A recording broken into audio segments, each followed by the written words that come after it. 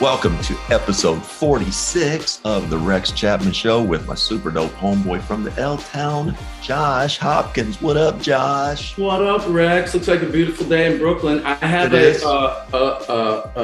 from this point on, a delineation, if you wouldn't mind doing me a favor and making that from the Lex town. I don't want people to get confused.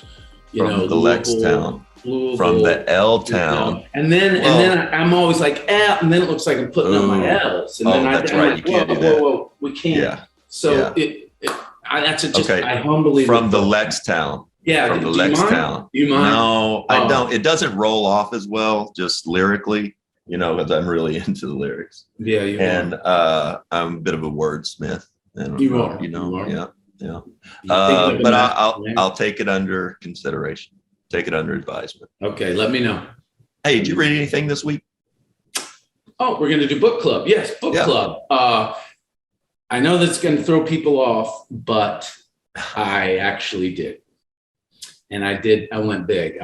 I read one of the classics since last time we saw. I read Of Mice and Men, and it is brilliant. Gary Sinise was in it, and John Malkovich. It was incredible. I thought, you're like a little bunny. I think that was a movie. I think you're talking about you watched Of Mice and Men. I read the. Yeah. Okay. No, I didn't. Yeah. I didn't read anything That's at all. Right. Did you read anything? I read some Netflix. That was about it. But cool. Other than that, nope, didn't read anything. Well, that's been book club. For episode 46, Josh. Not many 46s. It's a shitty number for sports. And by shitty, I can only think of a couple of people. And we had to really research those. And just not off the top of your head. We got Andy Pettit, 46, and Aaron Bain, 46. Can you think of another 46? But what number was Chuck Muncie? 46. I'm just kidding. I have no idea. No, he's not. But he had a weird number. I remember Chuck Muncie. That's the kind of thing I would have to break down into my mind would go to a 4 for me.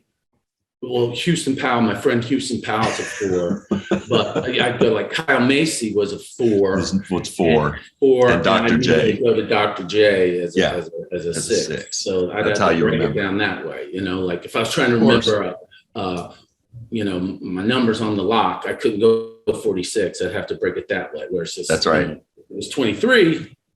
I can keep 23. I can keep all 24 for Tom Chambers. But I would have to break that one up. Not a lot of 46s. Celtics and Warriors. The series is progressing. Celtics have taken the lead. It is progressing. Celtics have taken the lead. We got game 4 coming up. Game 5 back in the Bay. Where do you see the series heading, Josh? I don't know when this will be released, when people see this, but tonight is the pivotal game. I mean, if Boston goes up 3-1, that's a problem. But also, if Golden State wins this, they've suddenly gotten they've got home court back. Yeah, so you're right. I think Golden State wins game 4 if Stefan's okay. He got landed on the other night. Was kind of gimpy the rest of the way. Came out. If he's okay, I think they win. But we'll see. It's what a fun series. Somebody made a point the other day on Twitter. Dart Adams, who's a huge Celtics guy, he said, he just kind of broke it down. He said, I'm trying to think about why people hate on these Celtics, because if this particular team had on any other uniform, they would be one of the sexiest teams ever, and they really would. They'd have Jaylen Brown, sexy, and Jason Tatum, sexy game. Marcus Smart is the dirt workhorse. But for whatever reason, people hate on them because it's Boston, right? Right. Yeah, that's a great point. You just because they're as sexy as Golden State right now. Yeah. I mean, you just don't think of that green and sexy because you think of the great teams like Bird and McHale and Cheek. They weren't even sexy at all. They were great. Paul Pierce, Paul had what it wasn't as sexy of a game. You know what I'm saying? But that team was fun. But it's almost like, because if you put them in the Warriors uniforms or the Lakers uniforms or OKC's uniforms, people would be in love with this team. Yeah, that's a great point. I love that. All right, buddy. Well, we've got a great guest today, a terrific guest. I can't either. Episode 46. Let's get to it. We've got from Detroit, Fox lead play-by-play voice, NFL on Fox broadcaster, and everything else under the sun. We have Augustus Cornelius Johnson Jr. Gus Johnson, what's up, baby? What's up? The boy king, baby. Man, I got two superstars I'm with today. I'm with the boy king, Rex Chapman, one of the only white boys I know that was in the dunk contest a couple of times, and my man Hop, actor extraordinaire, you know what I'm saying? So this is fun, man. Thanks for having me on y'all show. Man, thanks for coming in. We're excited. No doubt. We were talking a little bit before. I want to get into this. You said you got a cousin that's from Kentucky. It's Charles Hurt. Is it your cousin? That's my cousin. All right. So Charles Hurt, a famous Kentucky basketball player. But before that, he was a senior in high school at Shelby County High School. And the two best teams in the state were my dad's team at Apollo High School. He was coaching the team. And Charles Hurt, Shelby County Rockets. And Apollo beat Shelby County in a Christmas tournament to give them their only loss. And then they drew each other in the first round of the state tournament. Apollo was undefeated. Shelby County had one loss, and Charles Hurt beat Apollo. I was in the third grade and destroyed me, just destroyed me. But I can't believe you got that Kentucky connection, man. That's right. Well, my dad was from a place called Lebanon, Kentucky, and then they later moved to Louisville, where they grew up on 14th and Walnut Street. My dad went to St. Augustine Elementary School or junior high school, elementary school, because he never made it past the third grade. He used to work at the Brown Hotel. Really? In Louisville. So Kentucky is a big part of my family. My whole family other part of my family used to live in the Beecher Tiers. I don't know if you ever heard. You probably hooped back there, did you? In the Beecher Tiers? I hooped all over the place in Louisville, so I'm sure I did. So I'm sure you hooped. It was a great outdoor court. So man, Kentucky has a really. We used to drive to Kentucky from Detroit to see family and go to family reunions all the time. So I love Kentucky, man. Always have and always will. Charles Hurt was. That's my formative years. He played with Derek Horde and Dirk Minifield, and he was the original, for me, guy you didn't want to meet in an hour. I heard he beat up Charles Barkley one time. I believe it. He was jacked. Before they lifted like they do now, he was just ripped and thick. And he was, and kind of like not on the court, but off like a gentle giant type of guy. Yeah, just a great guy. He ended up working. I've never met him, but growing up as a kid, I used to have, how back in the old days, they would have a player picture, and inside of it, you could open it up and it would say things about the player. But I used to have it in my room growing up as a kid. And he was a thick dude. He was big and strong. People, I want to make sure people know, most people don't know, you were a hell of an athlete. You were all-league shooting guard in high school. You were a quarterback, all-league quarterback in high school, captain of the team, played baseball, and then played 4 years of baseball after that at Howard. When did you fall in love with sports? And when did you even get an itch at all to think, all right, maybe I'm going to do this broadcasting thing? Because you had to have been devoted to sports growing up to play it as seriously as you did. Well, I wanted to be like you, Rex. I wanted to be a pro at something, but unfortunately, I wasn't good enough.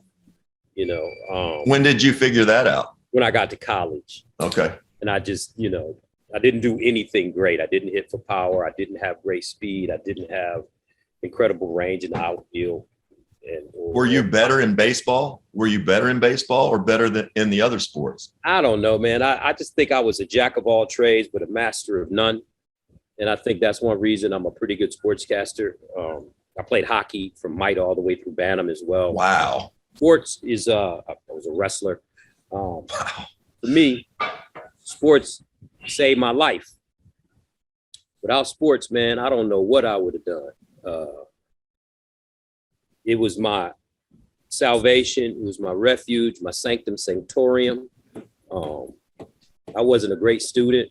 To be honest with you, wasn't even interested in school. I just wanted to play ball because when I played ball, any kind of ball, whether it be baseball, basketball, football, or any kind of game, tiddlywinks, checkers, chess, bumper pool, anything, I could kind of lose myself in growing up in Detroit. Detroit is a beautiful city. I love my town, but it was hard in my neighborhood. It was dangerous. People got killed.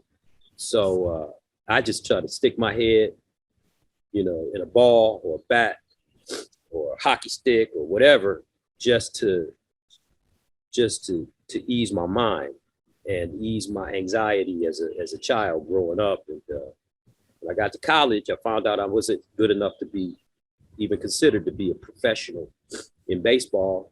So I kind of stumbled on this sportscasting thing, man. And how old were you? What year? I was a redshirt sophomore, and I wasn't playing a lot. I was playing, but utility. So I was like the Tommy Brookins of my team. I could play. I played all the positions except pitch and shortstop. I love that you say that too, because especially with actors and everybody, like, oh yeah, I'd have gone pro, but I had my knee, I had a trick knee or this or that. And I was like, no, you're not pro because you weren't good enough to be pro. Same as me. But every actor is like, yeah, I'd have gone pro, but I had a thing with my thing. Yeah. And I'm just like, no, you wouldn't go pro. That's why you're acting. That's right. Hey, Gus, well, how did you to backtrack a little bit? You talked about, just anything that you could do to take your mind off the stress of growing up where you were growing up. How difficult was it to steer clear of, the violence or any kind of stuff that you could get into? How difficult was that? And where did that come from to know I can't go down this path? Well, I had a strong father, first of all, who I feared more than God. Wow. Who, Rex, me and you the same age. And my daddy was from Kentucky, so he believed in a whole different kind of discipline. Discipline, yeah. You know what I'm saying? Like, it didn't come with a talk. Yep. The talk came after the boogie. Yep. So I was afraid of him. And, that kind of thing, I think for me at that particular time in my life was a choice. Meaning, you choose to go into that life. And if you don't choose to go into that life, and the choice that some people make is to go into that life is because of poverty. Yeah. So I had God, because I was an athlete, they gave me a pass. Yeah. So I was going to private school, trying to do something with my life. I was a baby, and that's usually when they take them around 8th grade, 9th grade, get them working, doing things, for their companies. Yeah. They gave me a pass on that. So I could get on the bus, I could get to school. And then, when I got like to my junior year and I start getting my name written up in the paper, then they kind of they kind of put their arm around me in that regard, Wow. So I had to worry about that. So they knew I was on my way to college, and maybe I could have been something, pro, something. I don't know what that, they that's what happened. I get it. Growing up in Detroit, a lifelong Detroit fan, how special was it growing up there in the 80s when the Tigers and the Pistons both were world champions? So, look at it this way. I wore number 11 in high school. Of course. That picture, I can still see him. That picture on the Sports Illustrated with the Adidas top 10s on, right? Yes. Right? And he had his legs curled up in the air. And Yep. I tried to do my my senior picture, action picture like that, but the photographer, I couldn't keep my legs up in the air long enough. But my legs is all coming down. It's such a whack looking picture. I was like, But yo, man, Isiah Thomas, that's all I got to say. That's my hero. Still is to this day. You say something bad about, I remember I got into a fight in college over Isiah Thomas. The Pistons were playing the Bulls, and one of my best friends was Timothy Conley. Timothy was from Chicago. So, nobody really had a TV. So we all would watch the game in the common area. So the Bulls are playing the Pistons, and Timothy is talking all this trash about Isiah. And I was like, yo, man, you need to pump your brakes on talking about Isiah Thomas, man. We from Detroit, so we don't. And he kept going and going. And then he said something, and I just swung on him. Wow. So all of a sudden, me and him, Timmy and I are just my best friend. We hoop together every day when I wasn't practicing baseball. And we rolling on the floor. They break us up. They send me to my room. Timothy goes out into the front, gets a brick, comes to my dorm room because he used to hang in there all the time. He takes the brick and he throws it and almost knocks my door down. I open the door, and before he could say anything, bam, I hit him, and we fighting again, and then they break us up. So the next day, and this is all of Isiah Thomas, the next day, I'm walking out of the dorm to go to class, and here come Tim. I'm like, oh shit, I got my good clothes on, and I got my book. I'm about to get down with this. And he bigger than me too. He was bigger than me. He was like 6'2". And so he walked up to me, and I walked up to him, and he just busts out laughing and smiling, and we hugged each other. It's like, I'm sorry, man. I get a little emotional when it comes to not only the Pistons, but especially. That's fantastic. That's fantastic. Over Isiah. Over Isiah. Right. Yeah, and I told Isiah that story too. Oh, it's great. In 10th grade, I went away to a school, like a boarding school. My roommate, T. Faircloth, and we both played on the basketball team and great buddies. And then one day, it was when Rex was at Kentucky playing. It was his freshman year. And or sophomore, I don't know, but T said, oh, Rex, I said, he's just such a pure shooter. He goes, he's not really a shooter. He's more of a scorer. And I was like, what? He says, it's more not. I said, he's one of the greatest shooters of all time. In retrospect, he's kind of right. He did a lot. He scored a lot of it. But I was so angry. Right. He was like, you're just going to fight me? I said, if you say that again. Say that again. Right. So I get it. Yes. I get it. I defended this man long before he knew who I was. And the funny thing is, he was a pure shooter that was also a scorer. So yeah. Boom. Yeah. In retrospect, I'm sorry, T. Faircloth. My bad. One question I get all the time is, Rex, how can I break into working in basketball? Or what are the best ways to deepen my understanding of the NBA? And my immediate answer is always, Sports Business Classroom's Business of Basketball Immersive Experience. This is the opportunity of a lifetime. It's an immersive program that takes place inside Summer League in Las Vegas, where you will get training in scouting, media, the salary cap, basketball operations, and analytics from industry leaders.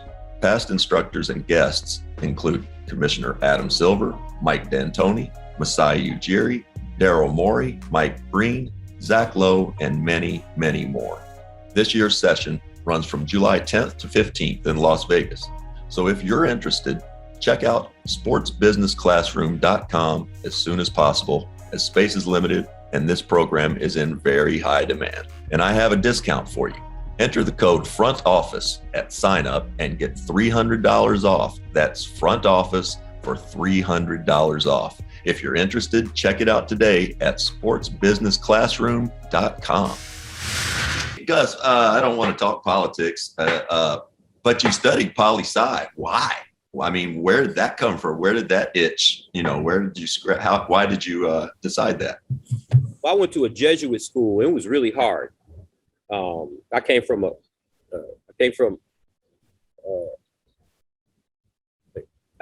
hood, man.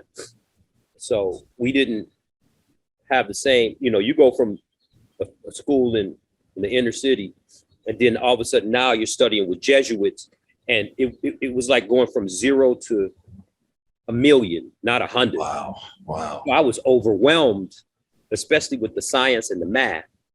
That was hard. But I gravitated towards history. And I had 2 teachers, Mr. Sam, who was my freshman year world history teacher, and Mr. Forrester, who was my junior year government teacher. And they instilled a lot of confidence in me about my curiosity about politics and history. And I remember, I was an athlete, so, and I really wasn't in the school like that. I remember at my junior year, Mr. Forrester pulled me outside of the class, and he said, you can do really well in this class. Wow. I just need you to buckle down just a little bit more. You get a good grade in this class because you're saying good things. Just make sure you write your papers and spend some time on your papers and make sure they're grammatically correct. And I got a good grade in that class. I got a B. Wow. And for me, that was a big deal at my school. So when I got to college, I thought, well, maybe, man, maybe I'll be a congressman or something, or senator. I didn't know, you a baby. Yeah. I didn't know. So I just started majoring in political science, and I liked it. Wow. At Howard, I liked it. And I love. That's amazing, because that's so interesting, because you admitted earlier I didn't even really care about school. I say that as well. I didn't. I wish, looking back, I wish I had cared more. But that teacher made a profound impact on you, just giving you a little bit of confidence to, isn't that amazing? And we see it in sports all the time. There's a very thin line between like making it in professionally and not making it. And sometimes it just boils down to someone just believing in you, a coach, a GM, somebody giving you an opportunity, but somebody making you believe in yourself. That's just beautiful, Gus. Yeah, man. To me, what I've learned as about to be a 55-year-old man that's been in the sports world in a major way, it's all about coaching. Everything is about coaching. Michael Jordan could have been Michael Jordan without Dean Smith. It's just a fact. Yet what's that old thing they say about Dean Smith? He held Michael Jordan to 16 points a game, but showed him how to average 30 in the NBA for a career. Yeah. So that little bit of coaching, that little bit of encouragement, that little bit of knowledge, and I'm a very coachable person. That's what I will say about myself. I'm not going to argue with the coach. Just tell me what to do so I could be good, because I want to win. And I know if I win, then the prom queen may want to go out with me. Smart man. Now that's a politician. That's a politician right there. Oh, Gus. And didn't you start when you got into broadcasting? Were you just like a news anchor? Weren't you sports? I've always been a sportscaster. Always sports. I just figure with the poli-sci major that would make sense, but yeah, it was always sports, huh? Well, what happened to me is, I started in the poli-sci, and then I learned that I wasn't that good in baseball, as good as I needed to be, or I thought I was, whatever. And then I stumbled into the broadcasting, and then I minored in communications. And when I stumbled into the broadcasting, after I got under the hood, it was over. I mean, really? over. I talk to kids all the time, and how kids are, and how we were. Well, not you, Rex, because you knew what your destiny was in college. I did. But when I stumbled into broadcasting, Hop, I fell madly in love, That's head amazing. Over heels, Great. Obsessive in love. I knew Okay, because Daddy said, he said, hey boy, all this schooling is cool, but you better walk out of there with an education.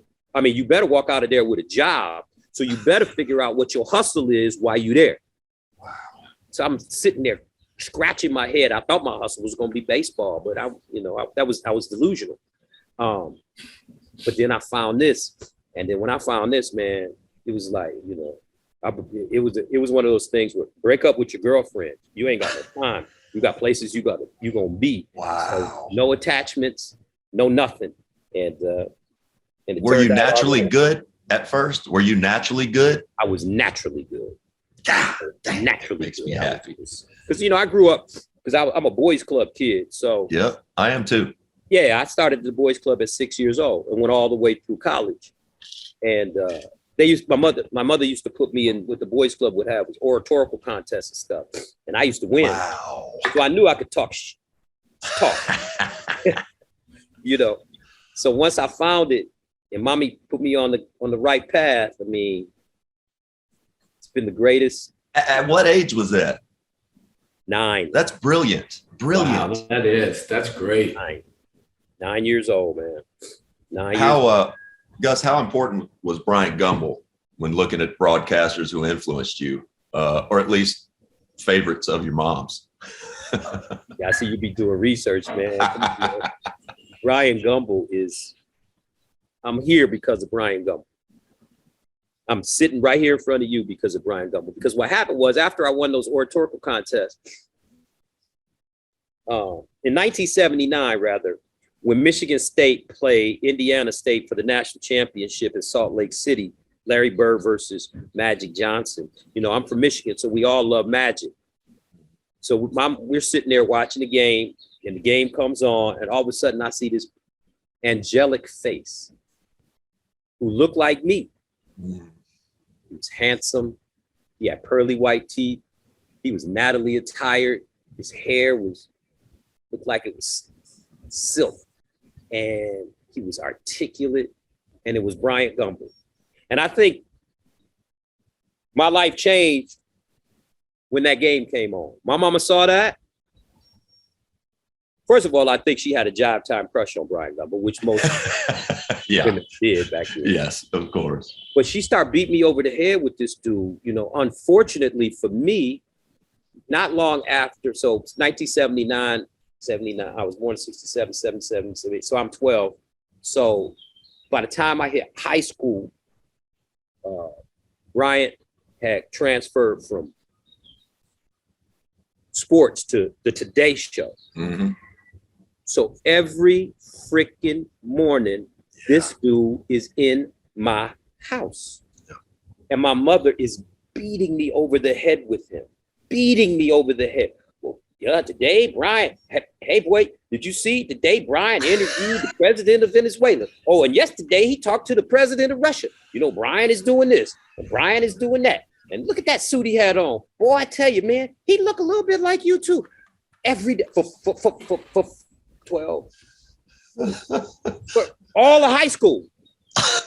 Every day. Every day, man. Yeah, to the point where I was like, yo, Mom, check this out. Why you always throwing this dude on me? I don't want to be no Bryant Gumbel. I don't even know it. I want to play second base for the Tigers. I'm going to replace Lou Whitaker. That's my job. That's what I'm going to do. Obviously, she saw me play and she knew that there was no chance to replace no Lou Whitaker. So she instilled that in me. And then when it was time for college and the applications, I had to fill out the application. She would say, baby, write your essay, fill out the application, and give me the application and the essay, and I'll put the check with it. And she would always check out these boxes on communications. So I would get all this stuff on communications. And I was like, what? Why they putting me? So then I got to college, and then baseball didn't turn out the way I thought it would. And I'm doing political science, which was cool. Now, I was doing pretty good. I was getting B's without really even trying because of that Jesuit education. But then when I stumbled on the sportscasting thing, which was a divine experience, it was almost a weird miracle-like experience. It's a hierophany. A hierophany is when you experience something divine that you know is divine. And that's what happened with the sportscaster thing. When I finally got into it, and everything mommy had driven into me about Bryant clicked. Wow. Oh, now. You know, they say a mother's wit, you know? Yeah. The mother's love, a mother's knowledge, a mother, she knew and she planned it out. And even though I didn't want to follow that path, cosmic law forced me to follow it. And that's why I'm sitting in front of you right now on this crazy, great podcast. Speaking of cosmic law, Beautiful. I saw that you were taking some classes at Harvard. Is that correct? Yes, sir. And I saw at one point you said in one of the classes you're studying in cosmic law, collective effervescence. What? Please, What is that? Give me your hierophany on that.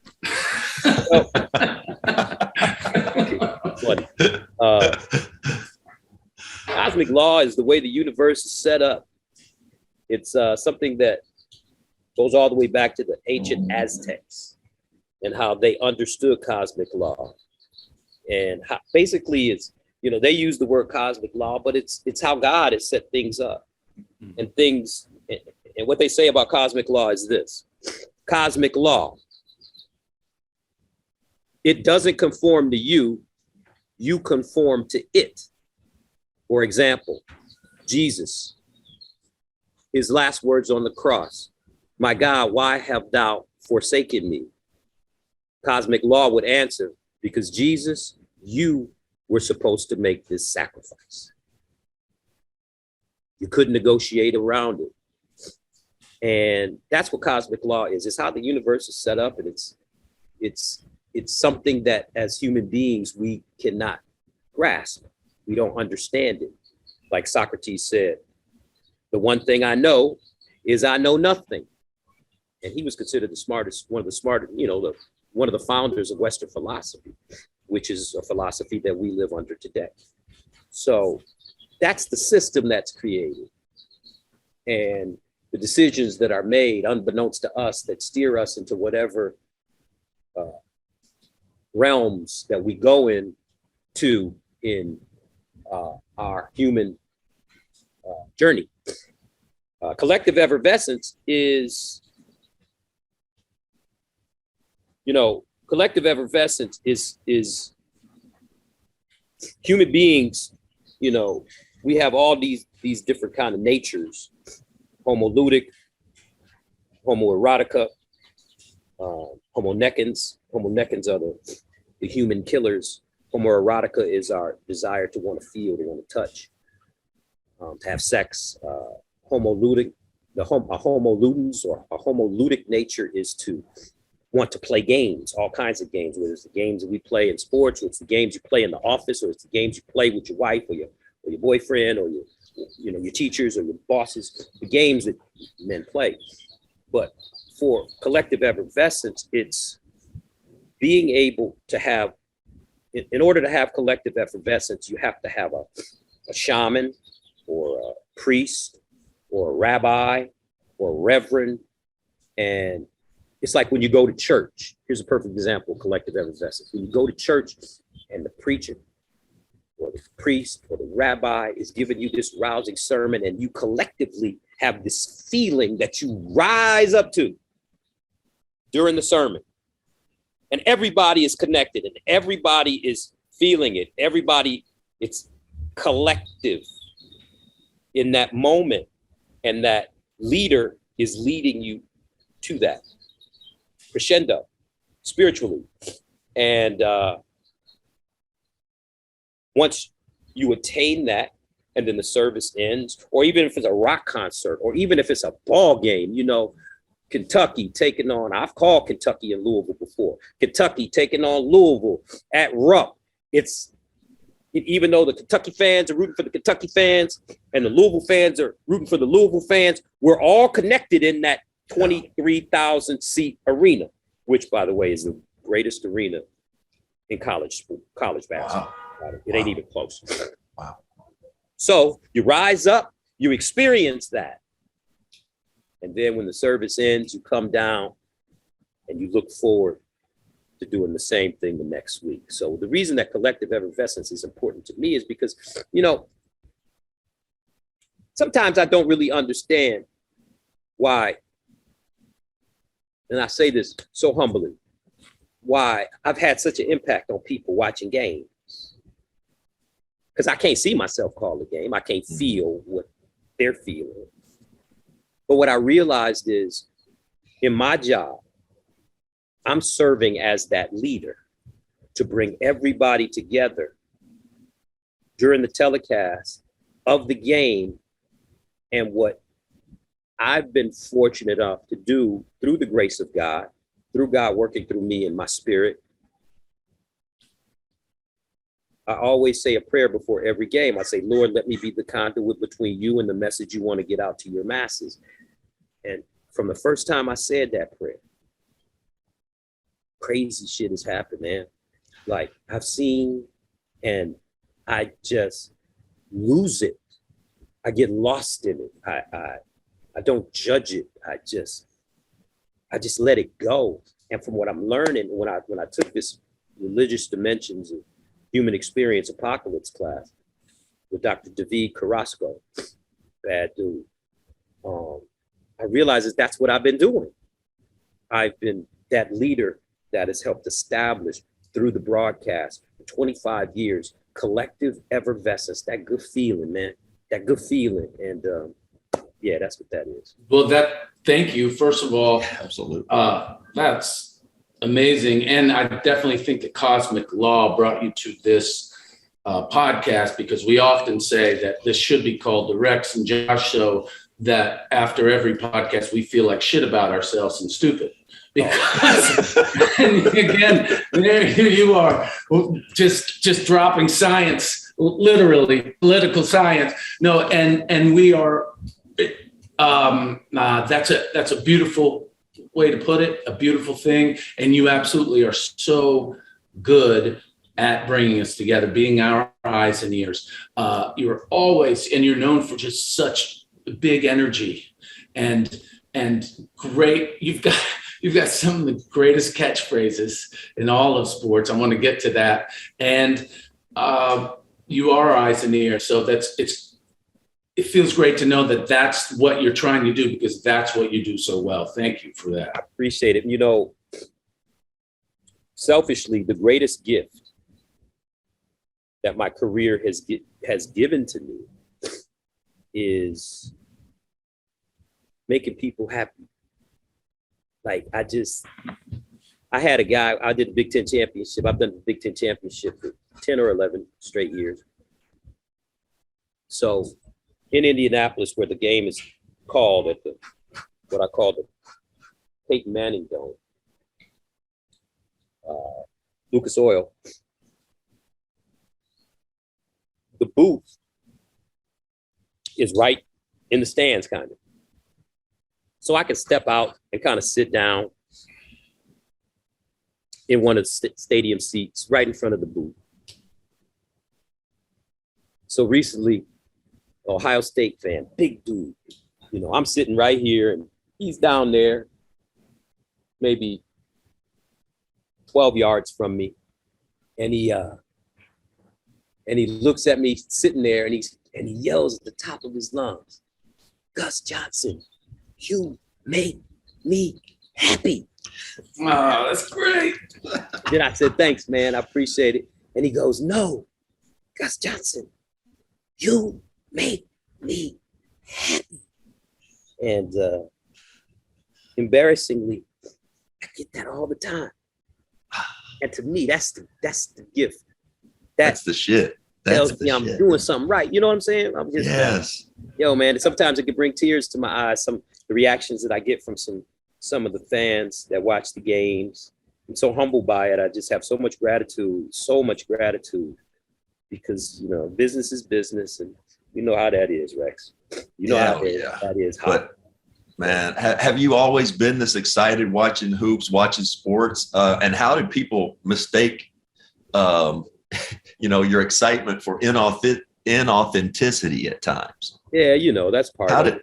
That's crazy to me. Cynical. Yeah, a lot of people are cynical. But the good thing is, I've been doing this now as a network announcer for 27 years. So if you can't figure out whether or not I'm authentic or not, then that's your business. But were you like this as a kid? Were you loud watching games? Did you get into the games, and were you emotionally invested in them? Like I can imagine you were. Josh and I, coming up in Kentucky, much like yourself, either playing a sport or watching a sport to escape whatever else is going on in your life. But were you that way? Did you get invested in games you had nothing to do with? Rex, I'm just loud. Loud, man. Like my family is loud. We laugh loud. We love loud. We loud people, and we're not afraid. And as an athlete that played all the different sports, you know how it is, Rex. You're a pro. You got to be loud sometimes. Yeah. Let's go. Here we go. Come on. Like, let's win. Let's have fun. Let's win. I want to win. Yeah. I have a problem with losing. Same, but you say it so well. It's just it's funny that you say it is authentic, but you make a good point in that it sometimes in sports, in order to win, you got to be corny.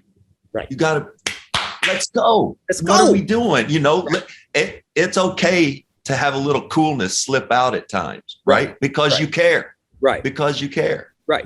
Right. Yeah, man. I mean, my whole thing has always been, I love to delight in the excellence of other people. That's my mantra as a sportscaster, to delight in the excellence of other people. And as I've gotten older, I realize that for me, I've called thousands and thousands of games. But for that kid that's getting off that day, this is a family heirloom for him. It sure is. He will watch this. His children, his children's children, and his children's children's children. His family will put this in a family archive, and it will last forever. So when did you realize that? When did you realize that was what was going on? I always kind of knew it in my heart. Okay. In my spirit, because I wanted to be out there. Yeah. I would see myself, and I would ask myself, I would say to myself, and I wouldn't even I would just feel it. I wouldn't, damn, I wish I was at Cameron giving these dudes the business. This guy is, I remember the first time I saw Allen Iverson, I was like, it was a freak of nature. Like, he was my height. Yep. And he could touch the top of the square. Yeah. And it just brings me so much joy to watch these kids or these pros who are still kids, who are kids to me now, do what they do. And I mean, Steph Curry, I mean, a phenomenon. Just and I get to be a part of that. And to me, that means everything. Speaking of which, friend of the show, Steph Curry, but he tracked you down after his last Davidson game, needed a picture. What was that like? Well, it's interesting because even though he was a college All-American, who knew? Right. Who knew? I mean, he put on a show in Detroit that weekend, but nobody saw this. Nobody. Like, I never seen anything like. I think to be honest with you, Rex, and I love Steph. That's my boy. I'm just so proud to know that I saw that with my own eyes, and my voice is on that because every game that you call, and I see you calling games, so always keep this in mind, no matter the biggest or the smallest, every game is a historical piece.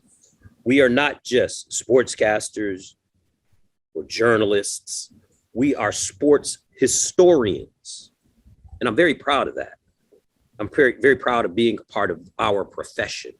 So I always say, lately I've been saying, I think Steph Curry has single-handedly ruined the game of basketball because he's the only one that can do all that. And all these other fools are taking 25 and 26-foot jump shots early in the shot clock. I was watching Golden State the other day. It's like the shot clock is at 22 and they're launching up threes down by 4 in the fourth quarter. That don't make sense to me. I don't understand this analytics. Did them dudes play ball? Them analytical dudes? Because it doesn't make sense. I mean, right now you can look at Golden State as this podcast is being broadcast, and they got no inside game. Nobody can get to the basket. I think if Clay's himself, it's totally different. Hopefully he'll get back to being himself. But no, I'm with you. I'm piecing together now, your ability, because every game is not a nail biter. Every game is not a great game. Your historical knowledge, not just in sports, but that you studied, has to have prepared you well for storytelling. Your memory is obviously great, but how has your history background really helped you with what you do? I think the most important thing is to understand everybody's creation story.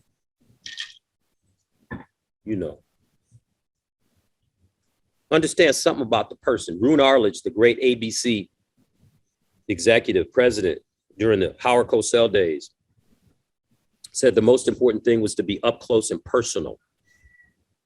What makes this person tick? Why are we interested in him? Okay, we see that he could jump high and dribble good and shoot the ball from far out. But who is he? Yeah. Who is Rex Chapman? Who is the boy king? Who, his dad was a coach, came from Kentucky. What makes him go?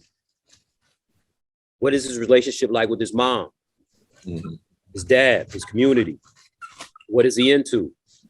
How does he feel? So when the game is a dud, you got to be able to go take a deep dive into who our human beings are that are participating in these activities that we're interested in watching. Steph Curry's record-breaking three-pointer, Jason Tatum's buzzer-beating alley-oop, Ja Morant's poster dunk.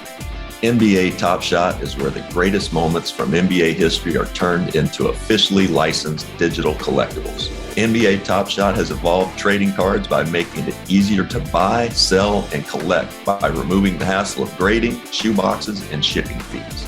You can buy or sell moments in a few clicks and access them at any time on your phone or computer. Your collection is always at your fingertips. Start collecting Top Shot moments in any way you want. Collect rookie moments from future stars like Evan Mobley and Cade Cunningham. Collect throwback moments from former NBA stars like Shaq and Allen Iverson. Or collect moments from your favorite team to gain access to exclusive perks.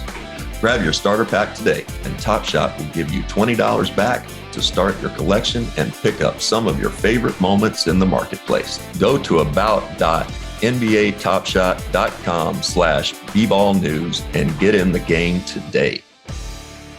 You were growing up in broadcasting just as the Knicks were kind of, they were going to the finals. What do you remember from those teams and including your classic Allen Houston buzzer beater? The Knicks, man, that was one of the golden ages of my life. And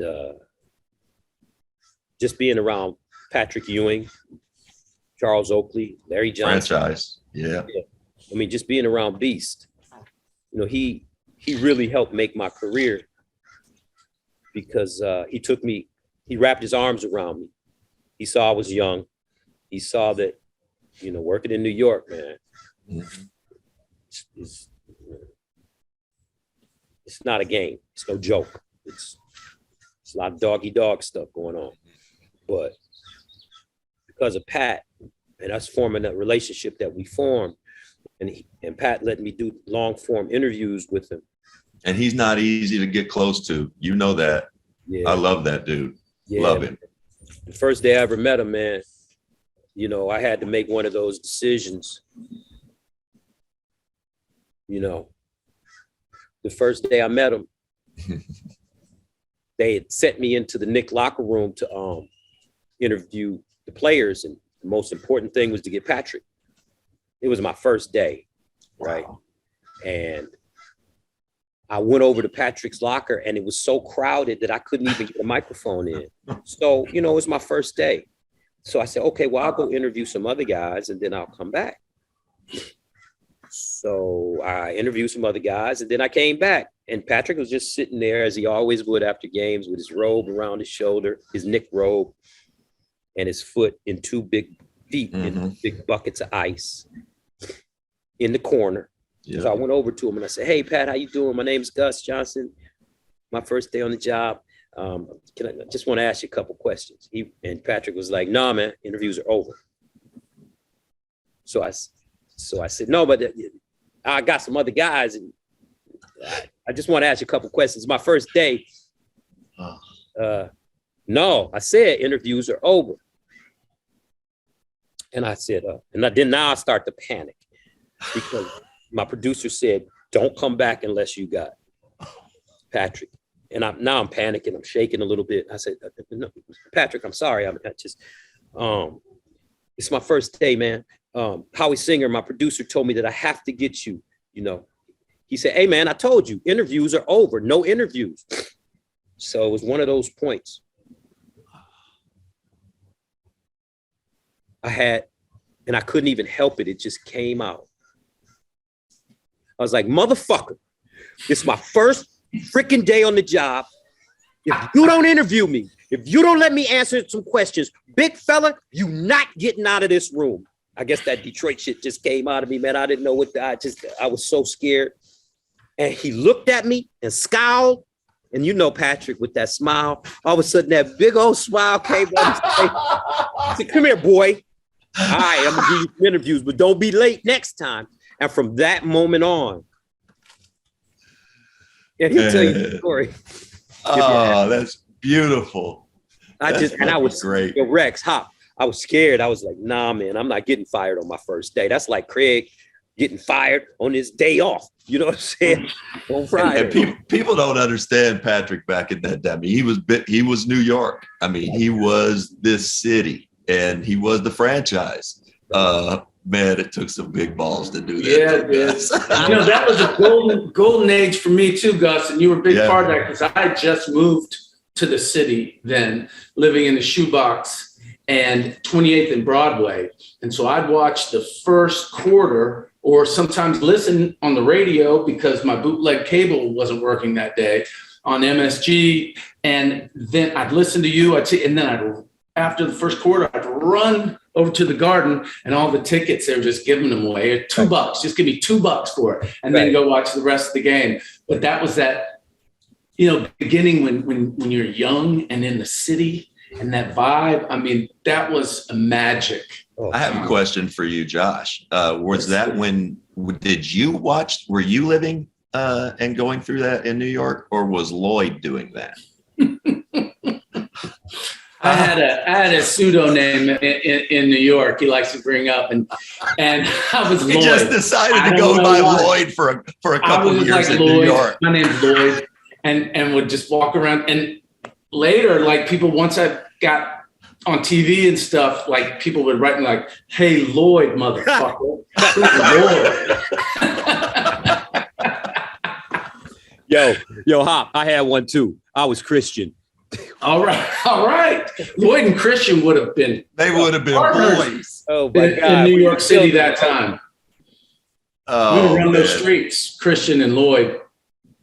No question. Hey, we're gonna let you get going here. Let's wrap things up. Hey, Thanks for doing this, Gus. I gotta ask him. I gotta ask a couple things. I want to know, because one of my favorite phrases you say, and I don't want to butcher it, but when someone's really fast on that football field, I love this. What do you say? He got getting away from the cop speed. You know, I got in a lot of trouble for that initially. They said I was being racist. I said, I'm black. What? I said, first of all, how am I being racist? Explain that to me. So, because you're inferring that only black people have getting away from the cop speed, I think. So how am I going to be racist against my own people? A, and B, you must have not watched that show Cops. Because I saw a lot of white boys down in Florida flying. Yeah. Exactly. And then right. I just find it so interesting in your career because you were so energetic and talkative and have all these catchphrases. And then one of the most seminal moments of your career is a football game.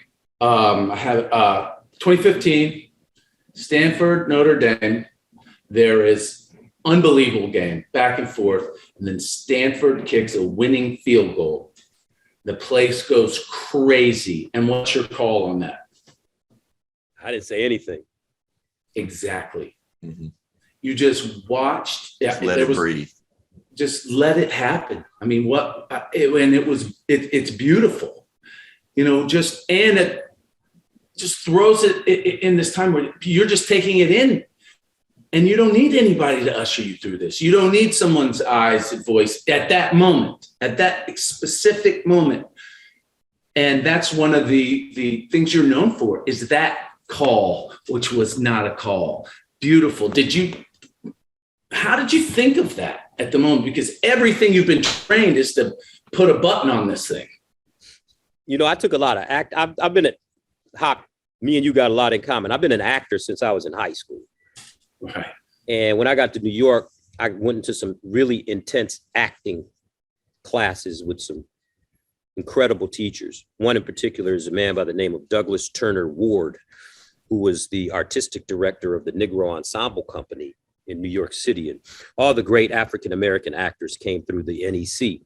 Denzel Washington, Sam Jackson, Adolph Caesar, Hattie McDaniels, Felicia Rashad, Debbie Allen, just to name a few. But there is just a who's list.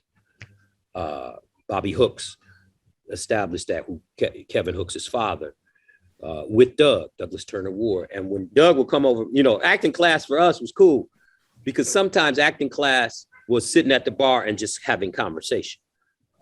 You know, he used to always say, you know, I said, well, you know, the Meisner technique and the Adler technique and, you know, Stanislavski and all that stuff. I would be, you know, trying to be smart with him. He was like, man, look, just play the words. What do the words say? Whatever the words say, play.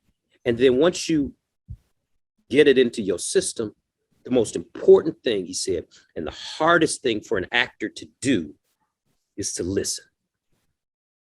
Once you master being able to listen in your sports casting, because the acting was to help my sports casting. Because I always believe in education. I think education is game. He said, once you understand that in your sports casting, you'll be able to create moments out of silence. And so that kid, Conrad Ukropina from Pasadena, California, I still remember him now. He kicked that field goal and Stanford beat Notre Dame. During that time, when he kicks that field goal, historically, you know that for the rest of his life, he's going to be a hero at Stanford, even when he's an old man. And his children and his grandchildren come to celebrate him at his university. When he kicked that field goal, there was nothing to say. I just wanted to hear it. I wanted to see it. I wanted to feel it. Because if you can hear it, you can feel it. And I just thought I didn't have anything to say. I would have been corny if I would have said something. You would have forced something in there. Man, it's just beautiful. Beautiful. You know, yeah, man. Yeah. Gus, what's your favorite movie? I have to be honest with you. My favorite movie. This is gonna sound so crazy, and it's not gonna sit well with you, Rex. I already know what it is. I love Hoosiers, man. Mm-hmm. I knew that was coming. I love Hoosiers, man. As soon as you said, When he goes on the court and he measures the rim when they're in Indy. Mm-hmm. Gene Hackman. Yeah. But I thought you were going to go with Texas Western. Say what? I thought you were going with Glory Road. I was going to be like, God damn it. That was good about Texas Western. Hoosiers. Yeah, nicely done. Hoosiers. I'm a corny guy like that, but I'm telling you, man, I'm ODing on Yellowstone. Oh, it's good. Oh my God. So good. What about front row center for any act or group, dead or alive? You can see anyone perform for you. I'd like to see Malcolm X. I would love to hear him. This is the first Malcolm X we've had, isn't it, Josh? Yeah, I believe it is. Yeah, we've had some good ones. Love it. I would love to see him to speak. At what point there was a lot of iterations of Malcolm X, the beginning, the middle, and unfortunately towards the end. Like, when would you like to hear him speak? When he was first preaching about, Islam, and I was trying to think of the leader's name at the time. The Honorable Elijah Muhammad. Yes, that, or when they had their riff, or when he went on his journey and through the Middle East and Africa and came back and was kind of a different person. When would you like to hear him speak? I'd like to hear him speak early and late. Yeah. When he finally became the communications minister for the Nation of Islam, I'd like to hear him live speak as he talked about the things that were taking place in America at that time for Black people. And then I'd love to hear him speak when he came back from Mecca, and just to compare and contrast how his philosophy may have changed. Yeah. Beautiful. Yeah, that good answer. That would have been a cool thing to be a part of. Gus, I can't thank you enough, buddy. We got to do this again. Please come back. Hey, Rex, man. This is an honor. I've been a big fan of yours for a long time. I've seen your life, and I'm proud of you, man. Thanks, bro. I'm proud of you for persevering.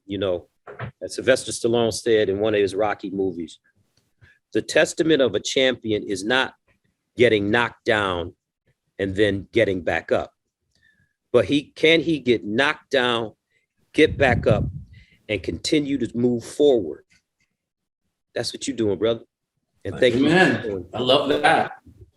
Thank you.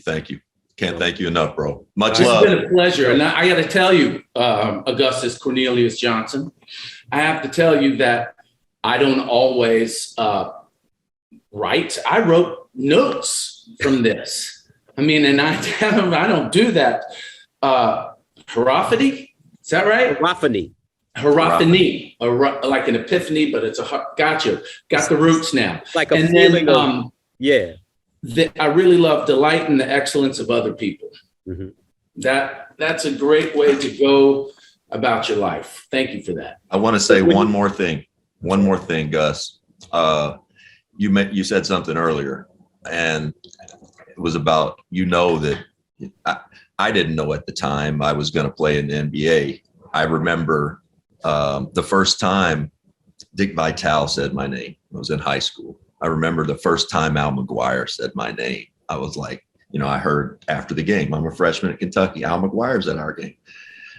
And for many of my teammates, if not all of them, it's something you'll never forget. And that you're aware that going in this stage of your career, that these young men and women that you're covering, this game is going in their vault, and it's something they'll never forget. So just thank you. I thank you for all you're doing. I appreciate you saying that. And I appreciate all of you guys' kind words. I love I think one thing we're missing in the world sometimes is fellowship. Sometimes men need to talk to men, women need to talk to women, men and women need to talk to each other. It's spiritual. And I think that you guys establishing something like this in such a positive way, knowing that all young people are going to face obstacles in life, that's a guarantee. But how do you deal with obstacles? How do you deal with setbacks? How do you deal with heartbreak? And quite often it's through prayer and it's through community. And I like doing things like this with good people. And Rex, I've known you for a lot of years. Mm-hmm. Hop, I'm getting to know you, but I know y'all two are boys, and the love that you two share with each other is real. And you don't have to do this, what you're doing here, but you're doing it because of the greater good. Marcus Aurelius said the most important thing in the world is for you to be a good person and to strive for the greater good. And I see you guys doing that in your show. Much love, bro. Thank you, Gus. Let's do it again sometime. All right. The boy king. Thanks, man. Can't thank you enough. Yeah, all right, bro. So you got my number, right? I got your number. All right, man. Hit me up. Give Hop my number too, just in case. I will. Where's Hop? In LA? He's in Texas. I'm in Austin, Texas now. Oh, we coming down there to do the Alabama game, man. You should holler at me. I will. Are you there on the weekends? Yeah. Yes, sir. You been hanging out with Matthew McConaughey down there? All right. No, I have not. I have not. Yeah, but anyway, hit me up. I'll get you some tickets to that game if you want to go. Oh, and maybe even a field pass, so you can hang out. Oh, fantastic. Hey, be careful now. Careful. No, I got you. All right, Gus. All right, Gus. My Thanks, man. bro. My man, have a great day. You too. Yeah, you too. That was amazing. I'm just going to go. I just want to go and I don't know, just somewhere alone and feel bad about myself. No, you can do it right here with me. You are a piece of shit. Misery loves company. You're a piece of shit too. Thanks. Team. We're a team. I mean, yeah, God, I feel stupid. I was like, half the whole thing, I was like, hierophany, cosmic law. It's all over my head. It's all over my head. What a fascinating brain. Wow, really? And I had no idea. No, me neither. No idea that this was going to be the conversation. No. No, what a fascinating guy. We didn't really get into it, but he's taking classes at Harvard right now. I mean, he's bypassing some of the upcoming NFL season, I think, to take classes at Harvard. Yeah. At 55, 54. Yeah. It's all these successful people that we have on here. All of them are intellectually curious. Yeah. And their entire life. That's why they've achieved what they've achieved. But none of them just sit around now. They do things like that. Yeah. Like go back to school and learn new things. And I mean, from Shaq to, Isiah to everybody we've spoken to, Katie Lang and Martina Navratilova and the things they're doing now. It's humbling. And again, I feel like a piece of shit. Yeah, I'm with you. But I think the common thread, though, is, so many smart people, obviously, so many talented people, but the drive, that inner drive to, whether it's to succeed or to not fail, either way, there's something there that's just super uncommon. So feel fortunate. One thing he said that was interesting too was talking about, once he found announcing, he was just good at it. And he just it consumed him. And that's the passion you have to be successful at things. And it made me realize, all three of us in some regard, because some people, aren't good at what they love, and to be passionate about something, and we've succeeded. If it's lucky, and luck. You see it in guys basketball players that are 6'8", have everything, and just don't like to really play. Yeah. You know, and it's like they have and can still be good, really good. Some even great players. Yeah. That's just crazy. Yeah, that's nuts. That is. To find a passion and you're talented at it is blessing. You know, when he was telling that story, it took me to interviewed our friend Jason Sudeikis a while back, and the one thing that I asked him, because he went to play junior college basketball. He loved basketball. All he wanted to do was play basketball. And after his freshman year, the coach kind of told him, "Hey, man, you know, your grades aren't so good. We might kind of want to redshirt you." And at that moment, he kind of pivoted. He took he'd taken some drama courses and been in the drama club in high school. But the second that he kind of pivoted and went into, you know, the acting and comedy, he said he was just eaten up with it and just felt like, you know, and driven, you know, going to every club and watching everybody. But it's amazing. And I love that because, you know, most of the people we have on have some kind of sports background. Right. And we're all kids. We all think when we're 9 and 12 and 15, we're going to play sports for a living. And for most of us, and I've seen it happen with my friends, you know, all of our friends, there comes a point where you have to pivot. Mm-hmm. And now what are you going to spend your time doing? Mm-hmm. But it's very interesting too, because I saw that interview you did with today, because he said something that is true about all these people, the sports background and fundamentals and the way you have to learn to work, be diligent and team and the attention to detail, having coaches that instill that in you. Then when you pivot, you know how to handle this new career because of the organization of sports. Team sports. Yeah. Beautiful. So, all right, buddy. Well, another good episode. That was 46. Let's meet up next week back here, same time, same channel, for the Rex Chapman Show with super cool Josh Hopkins, powered by basketballnews.com.